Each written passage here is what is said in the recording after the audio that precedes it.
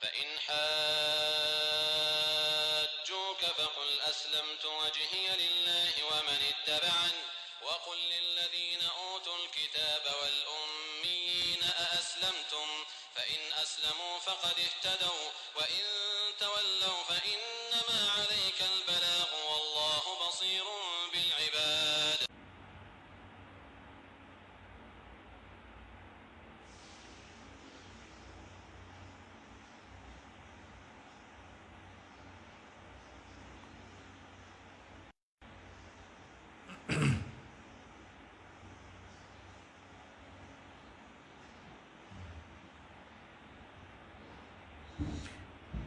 Bismillah. Assalamualaikum warahmatullahi wabarakatuh. Innal hamdalillah nahmaduhu wa nasta'inuhu wa nastaghfiruh wa na'udzu billahi min shururi anfusina wa sayyiati a'malina. Man yahdihillahu fala mudilla lahu ومن يضلل فلا هادي له وأشهد أن لا إله إلا الله وحده لا شريك له وأشهد أن محمدا عبده ورسوله يا أيها الذين آمنوا اتقوا الله حق تقاته ولا تموتن إلا وأنتم مسلمون أما بعد فإن أصدق الحديث كتاب الله وخير الهدي هدي محمد صلى الله عليه وسلم وشر الأمور محدثاتها وكل محدثة بدعة wa kullu bid'atin dhalalah wa kullu dhalalatin finnar. Kaum muslimin rahimani wa rahimakumullah. Tidak ada kata yang patut kita ucapkan di pagi hari ini selain rasa syukur kita kepada Allah Subhanahu wa taala atas segala karunia nikmat yang Allah berikan kepada kita, sehingga kita dipertemukan kembali dalam kajian online ini dalam pembahasan seputar Ramadan. Semoga Allah Subhanahu wa taala senantiasa melimpahkan nikmat-nikmatnya kepada kita dan memberikan hidayah taufik kepada kita sehingga kita bisa istiqamah selalu menuntut ilmu, mempelajari agama Allah Subhanahu wa taala. Sebagaimana sabda Nabi sallallahu alaihi wasallam dalam riwayat Ibnu Majah dalam sunannya, Nabi sallallahu alaihi wasallam bersabda, "Talabul ilmi faridatun ala kulli muslimin." Menuntut ilmu adalah kewajiban bagi setiap muslim, baik yang tua maupun yang muda, yang kecil maupun yang dewasa, laki-laki maupun wanita, wajib untuk menuntut ilmu. Ilmu yang dimaksud di sini adalah ilmu yang bersumber dari qala Rasul wa qala sahabah. Ilmu yang bersumber dari apa yang Allah firmankan, apa yang Nabi sabdakan, dan apa yang dipahami oleh generasi terbaik pada umat ini, yaitu para sahabat Nabi sallallahu alaihi wasallam. Dan tentunya kita juga berdoa kepada Allah, semoga saudara-saudara kita yang ada di luar sana, yang saat ini sedang terpapar sakit lantaran menderita terkena virus COVID-19 ini, semoga penyakitnya diangkat oleh Allah, ditanamkan kesabaran dalam dirinya, dan juga semoga penyakitnya menjadi penyebab diampuninya semua dosa yang pernah dikerjakannya. Dan bagi mereka yang telah berpulang menghadap Allah Subhanahu wa taala lantaran sakit yang dideritanya, semoga kematiannya tercatat sebagai husnul khatimah.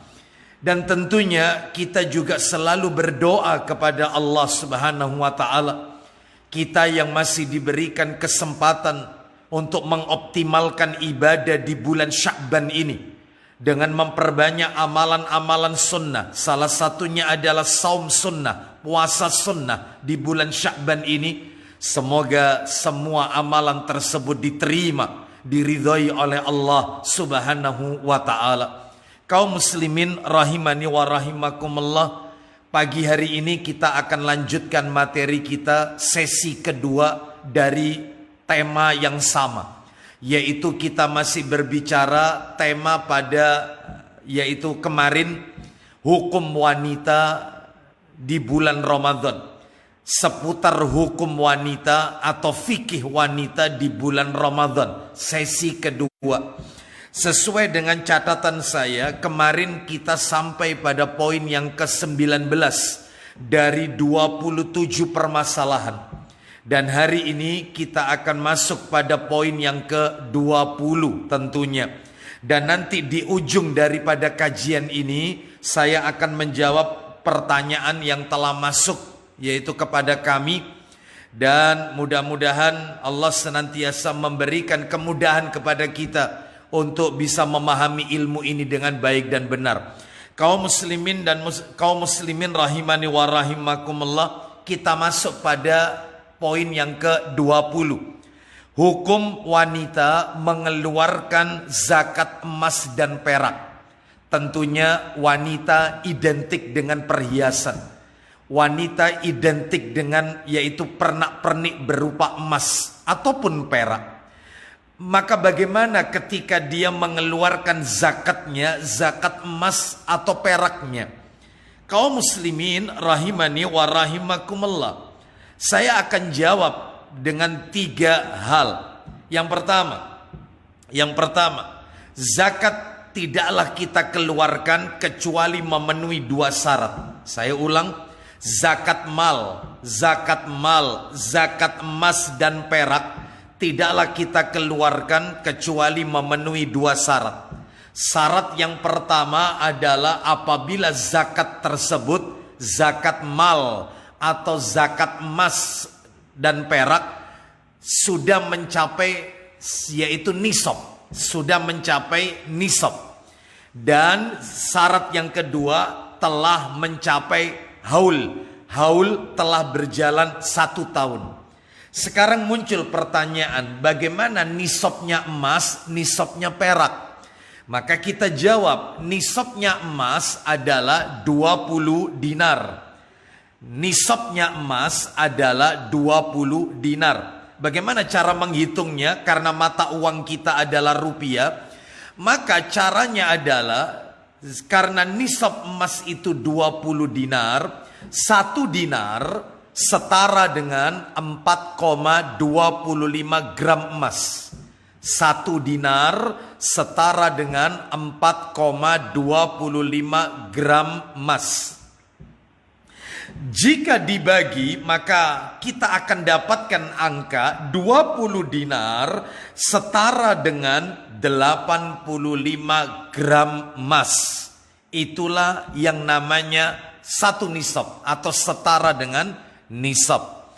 Sehingga jika seorang wanita memiliki emas sebanyak 85 gram atau memiliki harta yang setara dengan nisab 85 gram emas, maka dia terkena zakat 2,5%-nya. Namun belum cukup syarat pertama, harus mengikuti syarat kedua. Benda tersebut, harta tersebut berjalan 1 tahun, yaitu haul.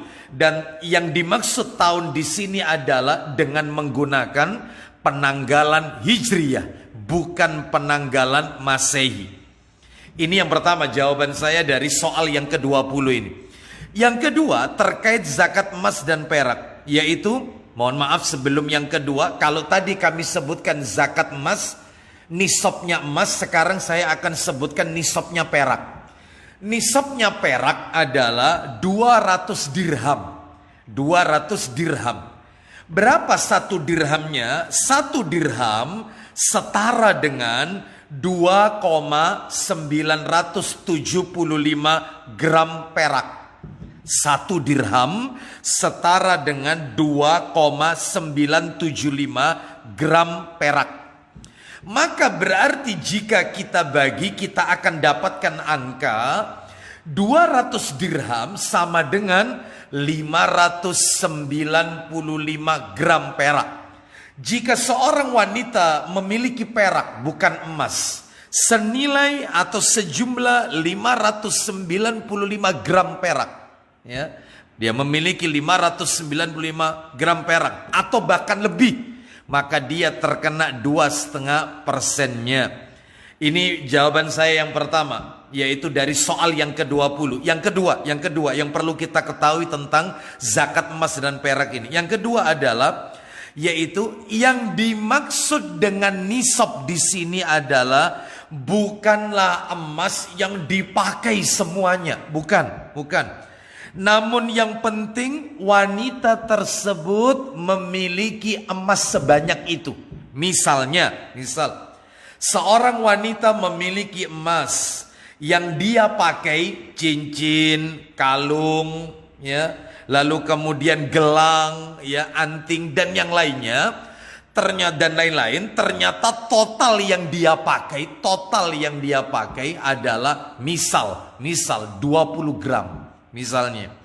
Sedangkan yang ia simpan 65 gram, maka total ia memiliki 85 gram emas. Maka dia jika sudah berjalan 1 tahun, dia terkena 2,5% dari total tersebut yang ia miliki. Jika ia memiliki 100 gram, berarti lebih dari 85 gram emas, maka dia terkena 2,5%-nya.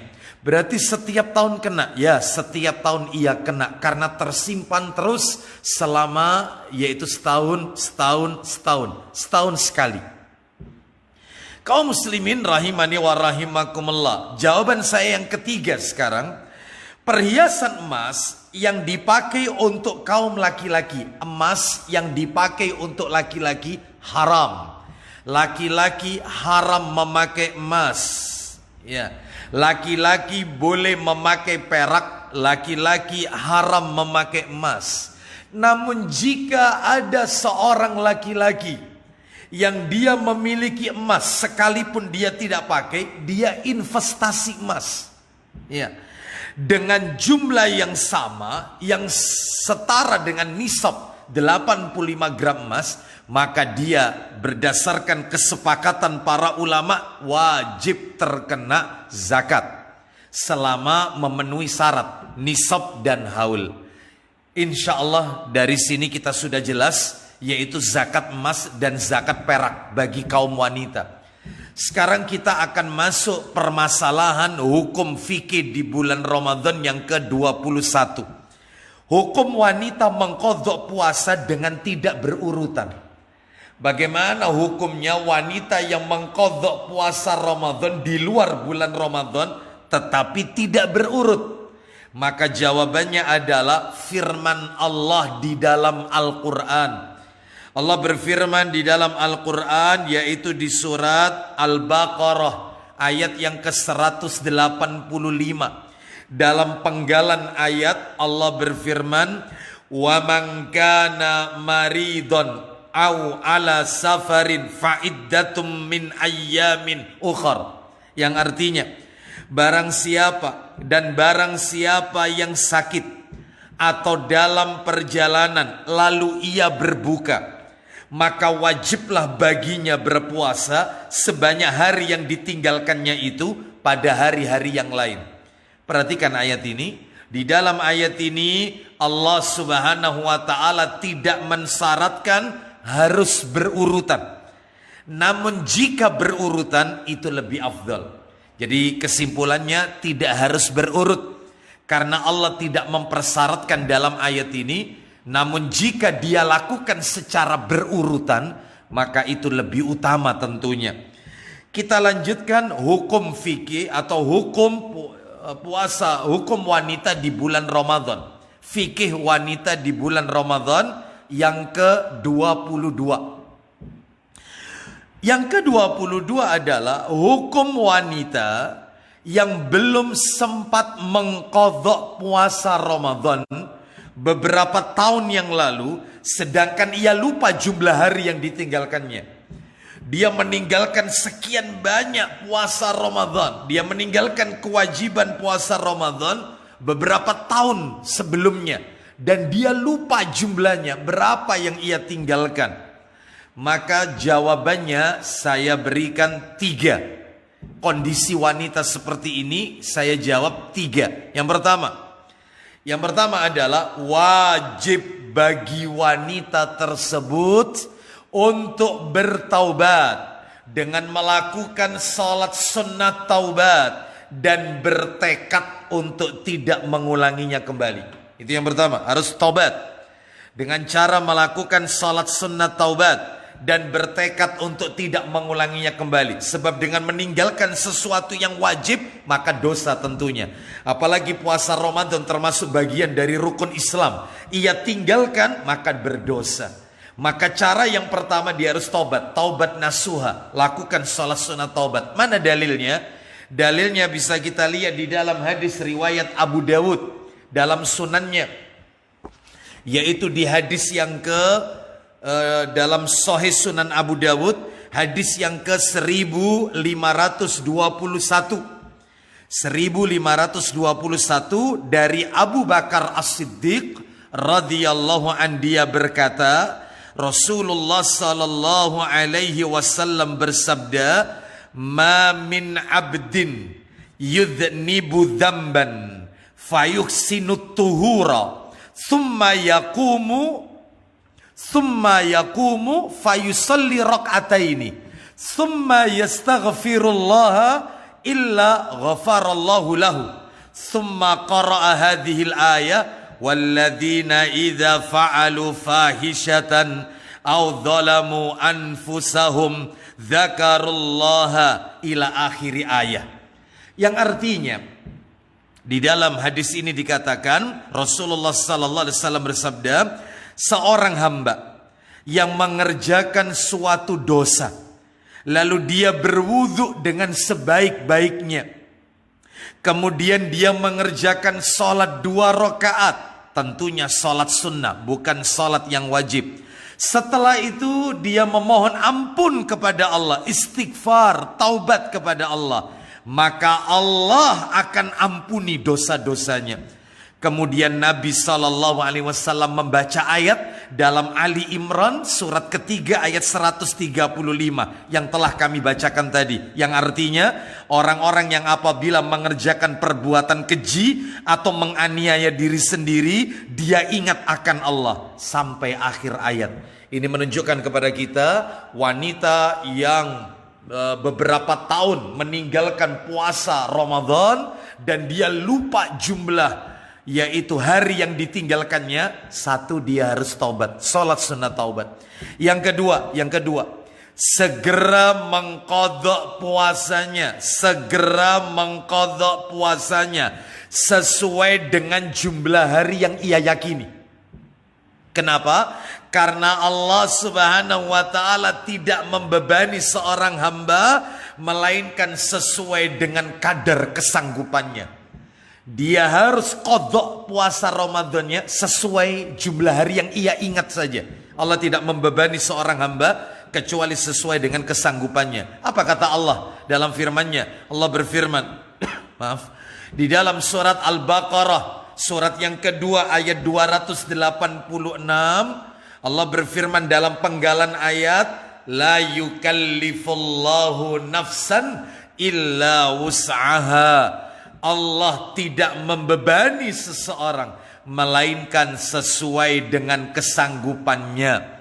Bahkan di ayat yang sama Al-Baqarah 286 ada nukilan doa yang Allah ajarkan kepada hamba-hambanya. Apa itu nukilannya? Rabbana la tu'akhidna in nasina aw akhtana, ya Rabb kami, Janganlah engkau hukum kami atas kelalaian, kelupaan kami, dan yaitu kesalahan yang tanpa kami sadari.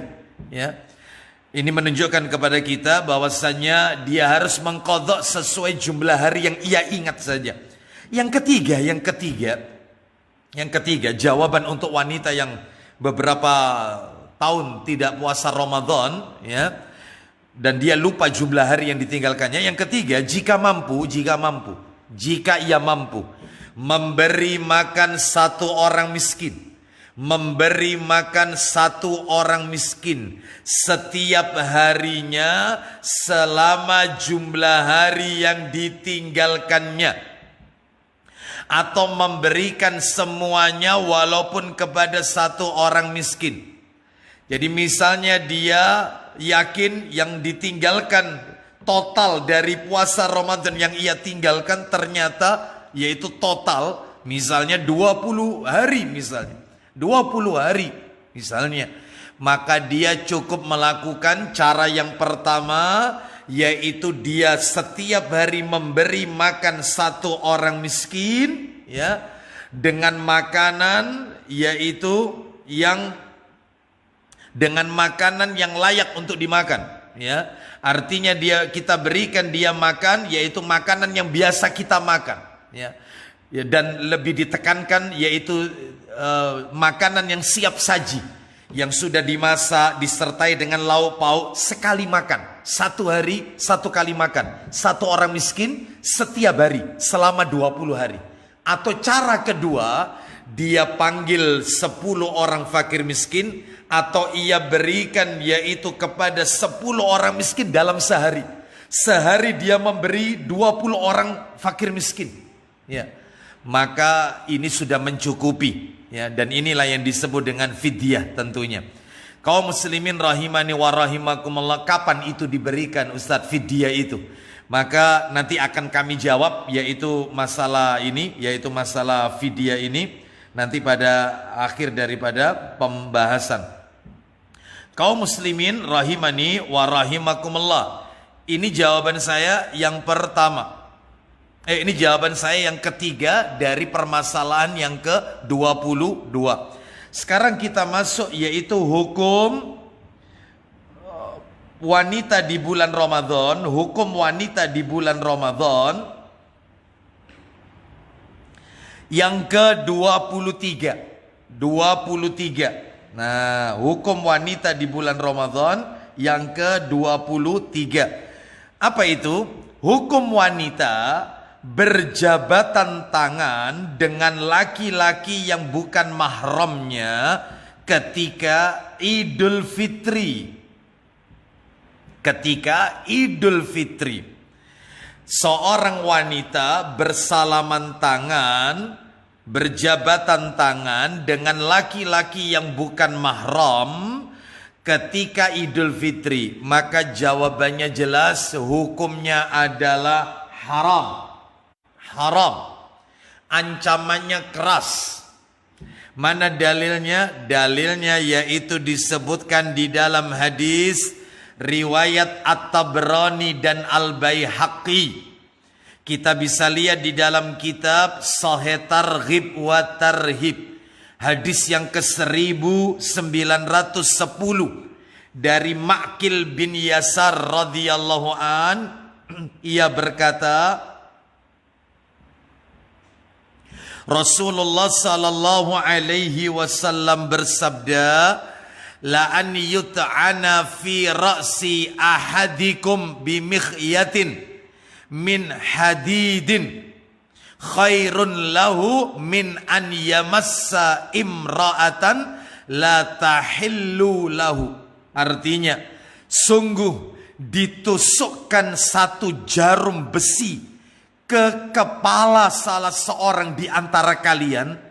Jarum besi yang ditusukkan kepada kepala seseorang itu lebih baik baginya daripada ia menyentuh seorang wanita yang tidak halal baginya. Haram hukumnya. Oleh karena itu kaum muslimin rahimani wa rahimakumullah, ini menunjukkan kepada kita maka tidak boleh bersalaman tangan dengan laki-laki yang bukan mahram, ya. Adapun mahram wanita banyak, mahram wanita itu banyak, ya. Baik itu mahram karena sebab nasab, atau mahram karena sebab pernikahan, atau mahram karena sebab persusuan. Banyak mahram dari sisi nasab, diantaranya ya singkat aja ya, ringkas saja, yaitu suaminya, ya. Lalu kemudian kakak kandungnya, ya. Lalu adik kandungnya, ya. Bukan kakak ipar, bukan adik ipar, bukan. Kakak kandungnya wanita itu, adik kandungnya wanita itu, ya.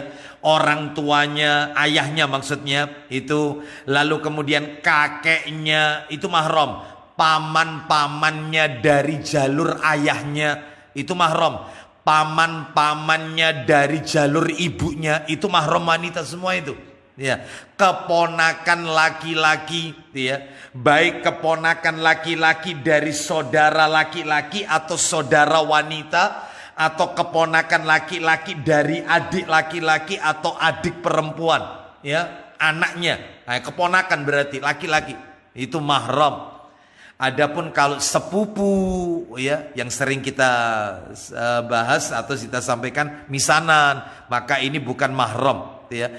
Adapun mahram yang lain dari sisi perkawinan, dalam hal ini adalah yaitu mertua itu mahram. Mertua itu mahram. Sedangkan dalam hal ini yaitu paman-paman suami, adik suami, kakak suami, maka ini semua adalah bukan mahram. Lalu kemudian yang termasuk mahram yaitu dari persusuan adalah yaitu anak susuan. Nah, anak yang ia susukan, ya, anak yang ia susui, maka mahram. Anak laki-laki yang ia susui, maka dia menjadi mahramnya. Dan masih banyak pembicaraan tentang hal ini, ya, yang bisa kita sampaikan pada kesempatan yang lain insyaallah. Kita lanjutkan kaum muslimin rahimani wa rahimakumullah, permasalahan yang ke-24 dari hukum wanita di bulan Ramadan. Yang ke-24, hukum wanita berpuasa 6 hari di bulan Syawal. Dia berpuasa 6 hari di bulan Syawal sementara dia belum menunaikan hutang puasa Ramadannya. Jadi dia masih memiliki hutang puasa Ramadan, tetapi ia dulukan puasa sunnah 6 hari di bulan Syawal. Hukumnya bagaimana? Mendahulukan yang sunnah daripada yang wajib. Ia mendahulukan 6 hari puasa di bulan Syawal daripada hutang puasa Ramadannya. Maka untuk permasalahan ini saya jawab dengan 3 jawaban. Dengan 3 jawaban, yaitu hukumnya adalah boleh. Karena Aisyah radhiyallahu anha pernah melakukannya. Aisyah pernah melakukannya. Mana dalilnya? Dalilnya bisa kita lihat di dalam hadis riwayat Muslim, dalam sahihnya, Sahih Muslim, di hadis yang ke nomor aslinya 1146, ya, 1146, atau dicetakan terjemahannya 1111 dari Abu Salamah radhiyallahu anhu. Dia berkata bahwasanya aku mendengar Aisyah radhiyallahu anha pernah bercerita, aku masih punya hutang puasa Ramadan. Aku masih punya hutang puasa Ramadan, kata Aisyah radhiyallahu anha. Tetapi aku belum sempat membayarnya sehingga tiba bulan Sya'ban barulah ku bayar. Berarti hampir setahun berikutnya, hampir ketemu dengan Ramadan berikutnya. Berhubungan dengan kesibukanku bersama Rasulullah sallallahu alaihi wasallam. Ini menunjukkan boleh, yaitu dengan mendahulukan puasa sunnah, mengqadha'nya diakhirkan, boleh. Namun belum titik. Namun pendapat yang rajih, pendapat yang argumentatif, pendapat yang kuat adalah mendahulukan hutang puasa Ramadan daripada puasa sunnah 6 hari di bulan Syawal. Didahulukan membayar hutangnya. Yang wajib didahulukan daripada yang sunnah. Ya. Mana dalilnya? Dalilnya kami berikan yaitu 2 dalilnya. Kami berikan 2. Yang pertama yaitu dalilnya adalah hadis riwayat Ibnu Majah. Hadis riwayat Ibnu Majah. Bahkan bukan hanya Ibnu Majah, hadis yang diriwayatkan oleh Muslim, Abu Dawud, Tirmidzi, An-Nasai dan Ibnu Majah. Kita bisa dapatkan dalam Sahih Targhib wa Tarhib hadis nomor 1006. 1006. Kita baca dari sahabat Abu Ayyub Al-Ansari radhiyallahu an, dia berkata, Rasulullah sallallahu alaihi wasallam bersabda, "Man shoma Ramadhana thumma atba'ahu sittan min Syawalin fadzalika siyamud dahr." Ya. Kata Nabi sallallahu alaihi wasallam, "Man shoma Ramadhana," barang siapa yang berpuasa pada bulan Ramadan, "thumma atba'ahu sittan," kemudian diikuti dengan puasa 6 hari di bulan Syawal. Setelah Ramadan diikuti 6 hari di bulan Syawal. Maka kata Nabi, "Fadzalika siyamud dahr." Maka sama seperti berpuasa selama 1 tahun penuh. 1 tahun penuh. Disebutkan dalam riwayat yang lain, 1 kebajikan itu diganjar, 1 kebajikan diganjar 10 pahala. Mari kita hitung. Nabi mengatakan siapa yang berpuasa di bulan Ramadan disambung 6 hari di bulan Syawal, maka seperti berpuasa setahun penuh. Gimana ini cara logikanya ini? Maka kata Nabi dalam riwayat yang lain, satu amalan diganjar 10 pahala. Maka kalau Ramadan sebulan penuh 30 hari dikali 10 berarti 300.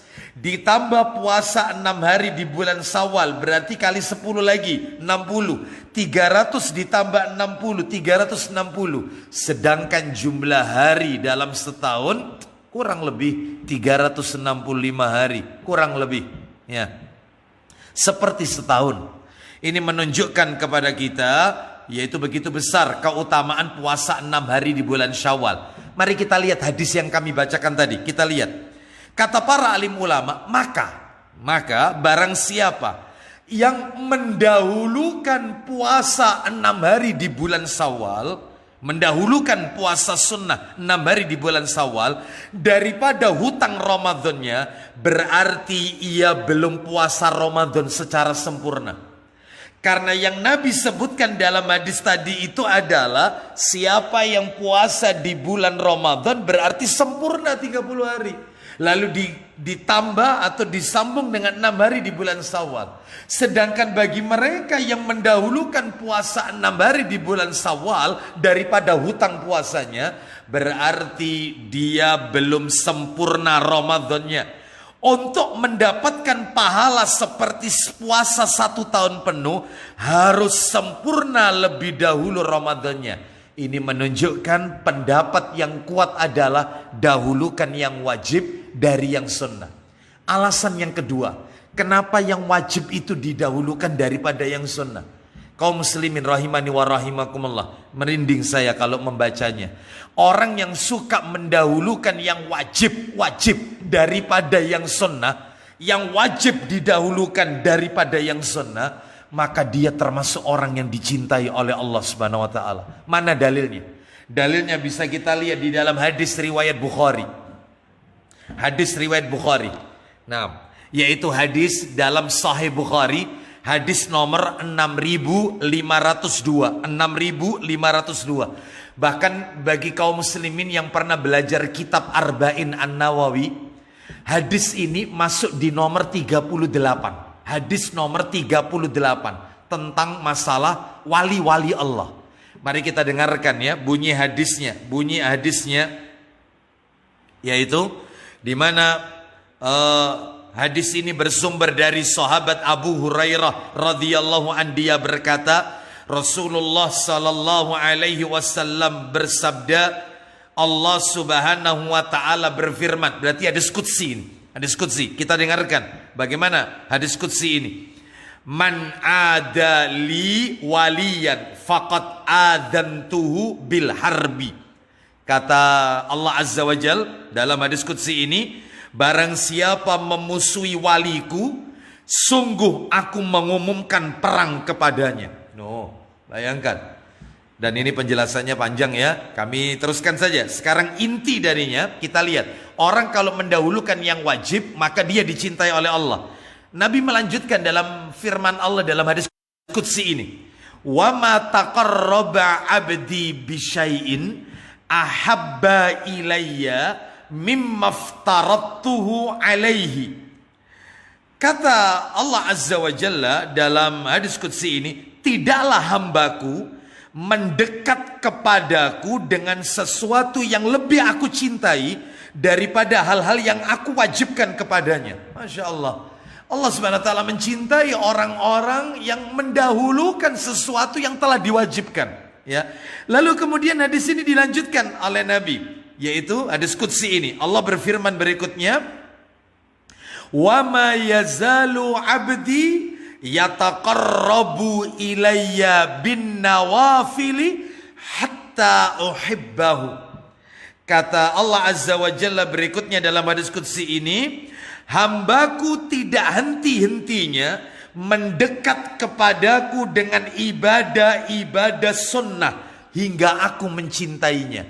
Berarti kalau begitu yang wajib didahulukan daripada yang sunnah. Namun maaf kaum muslimin rahimani wa rahimakumullah, masih banyak orang-orang di luar sana yang dia mengejar yang sunnah meninggalkan yang wajib. Maaf ya, maaf.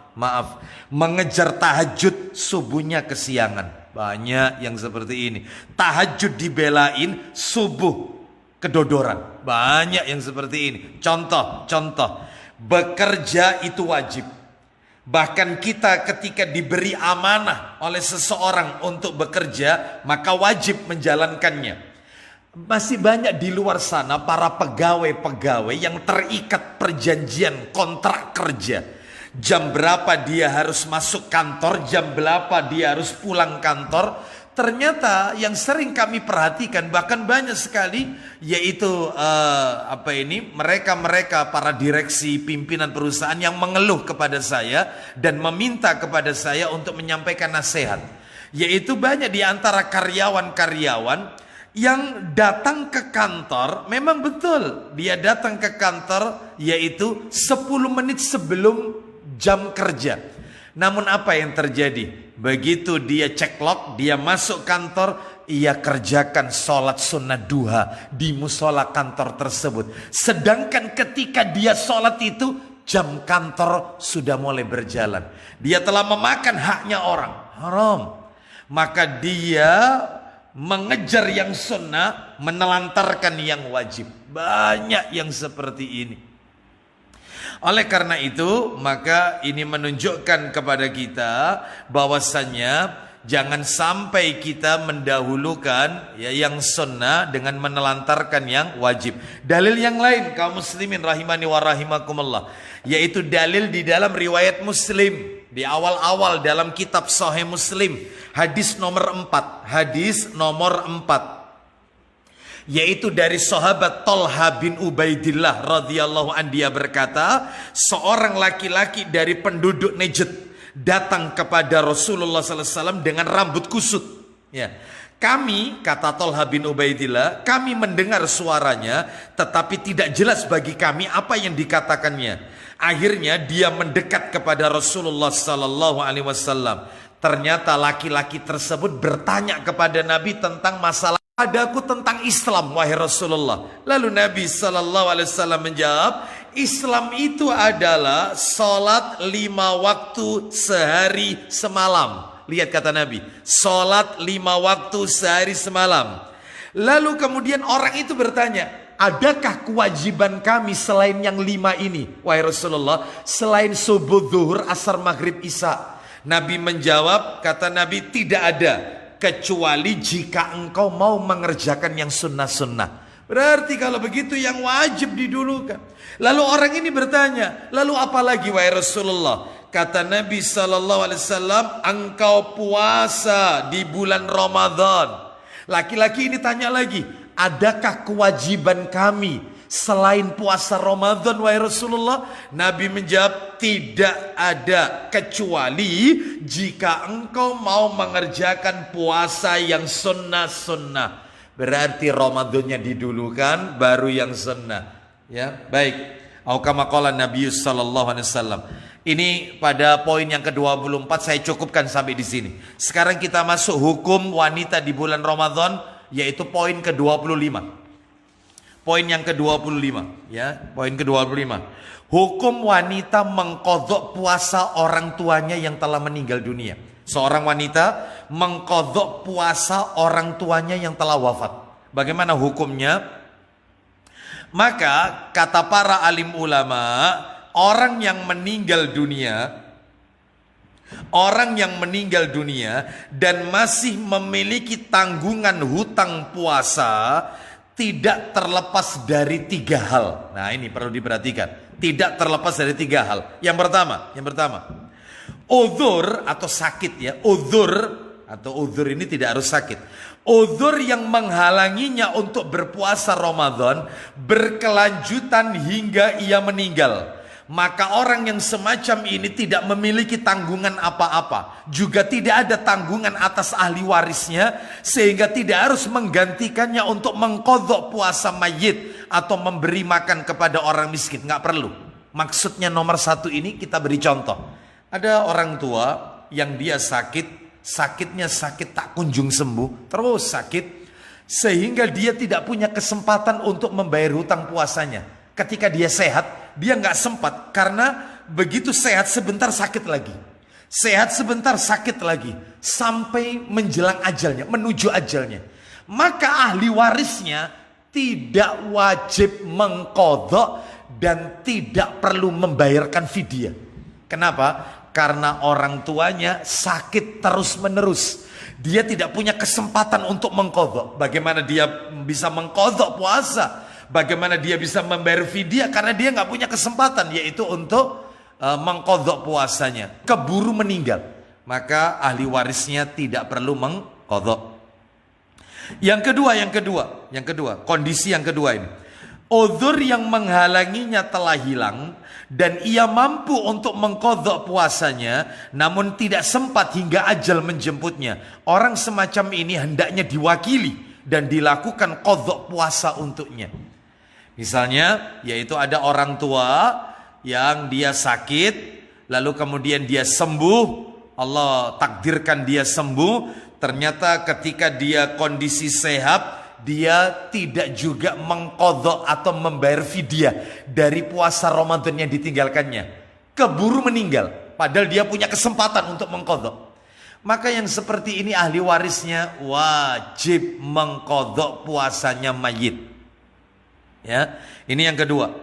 Yang ketiga, kondisi ketiga, meninggal dunia dan masih punya tanggungan puasa. Ya, meninggal dunia dan masih punya tanggungan puasa, entah itu puasa Ramadan atau puasa nadar. Maka ahli waris hendaklah menggantikannya, memenuhi nadarnya tersebut. Ya, misalnya orang tua semasa hidupnya pernah punya nadar, apabila nanti aku sehat, maka aku bernadar ingin puasa Senin Kamis, ya. Atau kalau aku nanti dikasih sehat, aku bernadar ingin puasa sekian hari, misalnya. Maka dalam hal ini ahli warisnya dalam hal ini wajib membayar hutang dari puasa daripada keluarganya yang meninggal tersebut. Ya. Di mana ini dalilnya? Dalilnya bisa kita lihat di dalam hadis riwayat Muslim. Dalam sahihnya, yaitu di hadis yang ke 1147 di nomor aslinya, 1147 nomor asli, atau kita bisa lihat di cetakan terjemah nomor 1112. Mari kita dengarkan an Aisyata radhiyallahu anha anna Rasulullah sallallahu alaihi wasallam qala man mata wa alaihi siyamun sama anhu waliyuhu, yang artinya siapa yang meninggal sedangkan dia mempunyai hutang puasa, maka hendaklah dibayar oleh walinya. Gitu ya. Sekarang kita masuk hukum wanita di bulan Ramadan nomor 26. Yang ke-26 adalah hukum wanita puasa tapi tidak sholat. Puasa tapi tidak sholat. Puasa tapi tidak sholat. Bagaimana yang seperti ini? Cukuplah kita jawab dengan firman Allah Subhanahu wa ta'ala. Mari kita dengarkan, yaitu Allah berfirman di dalam Al-Quran surat At-Taubah, surat yang ke-9 ayat 54. Ini harus diperhatikan bagi mereka yang puasa tapi tidak sholat. Allah berikan ancaman. At-Taubah ayat 54. At-Taubah 54. Apa kata Allah Azza wa Jalla dalam firman-Nya? Wa ma mana'ahum an tuqbala minhum nafaqatuhum illa annahum kafaru billahi wa birasulihi wa la ya'tuna as-salati illa wa hum kusala wa la yunfiquna illa wa hum karihun, yang artinya dan tidak ada yang menghalangi mereka untuk diterima dari mereka. Saya ulang, dan tidak ada yang menghalangi mereka untuk diterima dari mereka nafkah-nafkahnya, melainkan karena mereka kafir kepada Allah dan Rasul-Nya, dan mereka tidak mengerjakan sholat, melainkan dengan malas, dan tidak pula menafkahkan harta mereka, melainkan dengan rasa enggan. Di dalam ayat ini, berdasarkan ayat ini, orang yang berpuasa namun tidak salat, ibadah puasanya sia-sia, tidak diterima oleh Allah SWT. Bayangkan, orang yang rajin bersedekah saja, orang yang rajin infak, orang yang zakatnya banyak tapi tidak salat, nggak diterima oleh Allah. Apalagi puasa.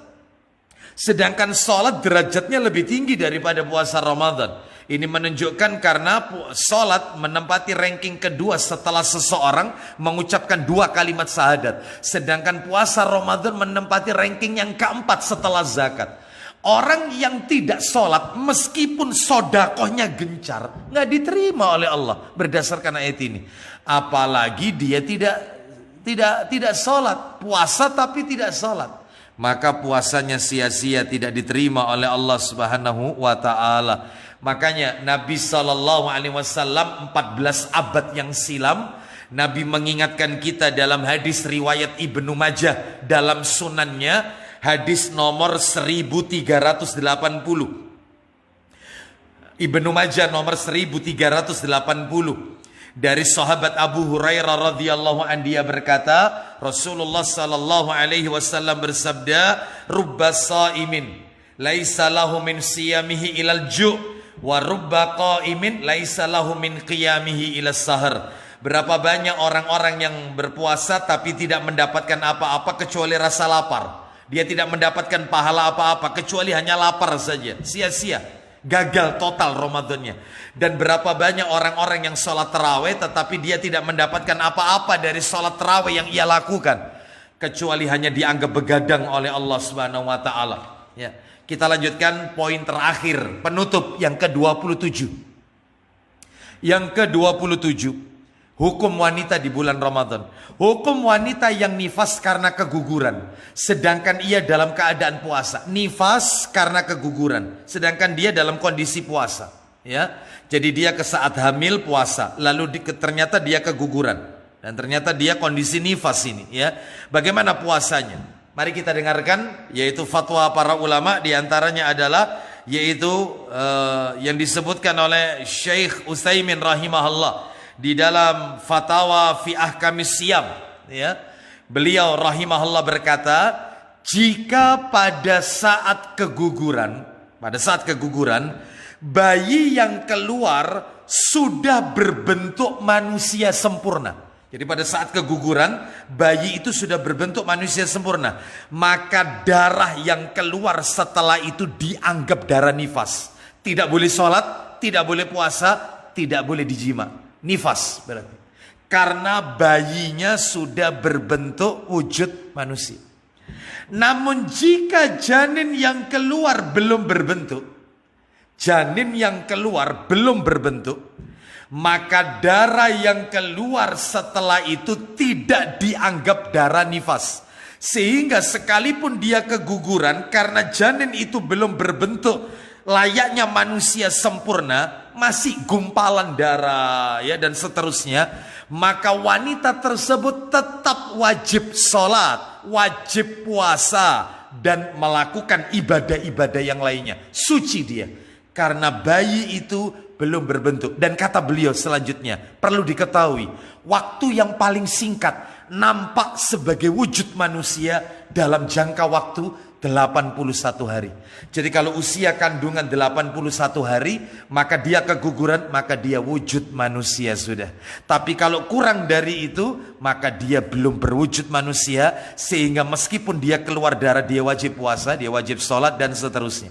Ibadah-ibadah yang lain. Wallahu a'lam wabishawab. Kaum muslimin rahimani wa rahimakumullah, inilah 27 hal hukum wanita di bulan Ramadan. Sekarang saya akan jawab pertanyaan yang masuk kemarin ya dan hari ini. Di antara pertanyaan yang masuk adalah, yaitu ada 2 pertanyaannya. Yang pertama adalah, yaitu pertanyaannya, bagaimana hukum wanita haid memasuki masjid? Wanita haid memasuki masjid, bagaimana hukumnya? Kaum muslimin rahimani wa rahimakumullah, saya jawab ringkas saja karena waktunya. Saya jawab lebih lengkap tapi secara ringkas ya. Saya akan bagi 2, jawabannya saya bagi 2. Yang pertama, saya akan sampaikan yang dilarang wanita haid dan nifas. Apa saja yang dilarang wanita haid dan nifas? Ada 5. Wanita haid, wanita nifas tidak boleh melakukan 5 ini. Tidak boleh melakukan 5 ini. Wanita haid, wanita nifas tidak boleh melakukan 5 ini. 1, sholat nggak boleh. 2, puasa, nggak boleh puasa. Yang ketiga, jima, nggak boleh. Yang keempat, tawaf mengelilingi Ka'bah, nggak boleh. Yang kelima, menyentuh mushaf Al-Quran secara langsung, itu tidak boleh. 5. Sedangkan saya jawab sekarang yang kedua, yang boleh bagi wanita yang haid dan nifas. Yang boleh bagi wanita yang haid dan nifas ada 7. 7 yang boleh bagi wanita haid. Boleh melakukan 7 perkara, haid maupun nifas. Apa itu? 1, baca Al-Quran tanpa menyentuh. Dia baca tanpa menyentuh. Atau kalau dia harus menyentuh, dia boleh memakai sarung tangan, kain pelapis. Tidak secara langsung menyentuh mushaf ya. Jadi dia kalau sekedar baca saja, maka nggak apa-apa. Yang tidak boleh itu menyentuh secara langsung, kecuali jika menggunakan kain pelapis atau sarung tangan. Yang nomor 2, wanita boleh ketika haid nifas, yang diperbolehkan yang kedua zikir. Zikir pagi petang boleh, zikir-zikir yang lain. Nomor 3, sujud tilawah ketika mendengar ayat sajadah. Karena wanita yang haid tidak disyaratkan suci kalau mendengarkan sujud tilawah. Sujud ketika mendengar ayat-ayat sajadah. Ini ya, nomor 3, sujud tilawah boleh. Yang keempat, menghadiri sholat id ke tanah lapang. Sekalipun dia tidak sholat, tapi ikut berdoa bersama kaum muslimin. Ini boleh, menghadiri sholat id. Yang kelima, masuk masjid. Nah ini pertanyaannya sudah terjawab ya. Masuk masjid. Karena tidak ada satupun dalil yang sahih yang melarangnya. Baik itu masuk masjidnya berdiam lama maupun sebentar, asalkan tetap menjaga kesucian masjid. Ya, baik. Jadi boleh wanita haid nifas masuk masjid. Tidak ada dalil yang tegas yang melarang itu, tidak ada. Terus kemudian yang keenam, yaitu memenuhi kebutuhan suami selama tidak jima. Dia penuhi kebutuhan suami, dia layani selama tidak jima. Saya yakin kaum muslimin faham yang saya maksud. Yang ketujuh, yaitu boleh tidur berdua, tidur bersama dengan suami dalam satu selimut. Boleh. Inilah 7 perkara yang diperbolehkan bagi wanita yang haid dan nifas. 5 yang tidak boleh, 7 yang diperbolehkan. Pertanyaan yang berikutnya yang terakhir adalah tentang masalah fidyah. Cara membayar fidyah. Kaum muslimin rahimani wa rahimakumullah, saya jawab ya. Yang pertama ringkas saja, fidyah tidak boleh diganti dengan uang, tidak boleh. Tidak boleh yaitu fidyah yaitu dibayar fidyah tidak bisa digantikan dengan uang sebagaimana yang ditanyakan oleh si penanya. Nggak boleh. Jadi fidyah harus berupa bahan makanan, baik mentah maupun yang sudah siap saji. Ya. Berapa ukurannya? Ukurannya yaitu setengah sok itu kira-kira 1,5 kilo. Setengah kilo itu kalau mentah. Tetapi kalau berupa yaitu sudah siap saji, maka tentunya ini jauh lebih baik disertai dengan lauk pauknya, ya. Ini yang pertama ya, tidak boleh diganti dengan uang. Yang kedua, yang kedua, memasak atau membuat makanan kemudian mengundang orang miskin sejumlah hari yang ditinggalkan selama bulan Ramadan itu. Sebagaimana hal ini dilakukan oleh Anas bin Malik radhiyallahu an. Ketika beliau sudah berusia senja, usia tua, beliau tidak puasa selama 30 hari, maka beliau panggil 30 orang fakir miskin, diundang, dibuatkan masakan, makanan, lalu disajikan kepada mereka. Ini boleh, sekali makan. Atau yang ketiga, memberikan kepada orang miskin berupa makanan yang belum dimasak. Ya, yang belum dimasak. Yang keempat adalah yang terbaik fidyah itu dikeluarkan kapan? Yaitu saat Ramadan atau setelah Ramadan. Yang salah adalah, maaf yang terjadi di masyarakat kita, dia hamil. Wanita itu hamil atau menyusui. Ramadan ini dia sudah memperkirakan, saya kayaknya nggak kuat Ramadan ini. Lalu dia keluarkan sebelum dia masuk puasa Ramadan. Maka itu cara yang salah. Yang benar adalah dia harus masuk dulu bulan Ramadan. Atau setelah Ramadan tahun ini lewat, baru kemudian ia keluarkan di bulan Syawalnya. Artinya setelah Ramadan. Itu yang dibenarkan. Jadi bukan sebelum Ramadan mengeluarkannya. Wallahu a'lam wa bishawab. Demikian yang bisa kami sampaikan. Semoga sedikit menjadi tambahan ilmu yang bermanfaat. Dan semoga Allah meridhai semua amal ibadah kita. Tinggal beberapa saat lagi kita akan memasuki bulan Ramadan. Demikian, mohon maaf apabila ada hal-hal yang tidak berkenan karena keterbatasan ilmu, referensi ilmu yang kami miliki. Wassallallahu ala nabiyyina wa ala alihi washabihi wasallam. Subhanakallahumma wa bihamdika asyhadu an la ilaha illa anta astaghfiruka wa atubu ilaik. Wa akhiru da'wana anil hamdulillahi rabbil alamin. Assalamualaikum warahmatullahi wabarakatuh.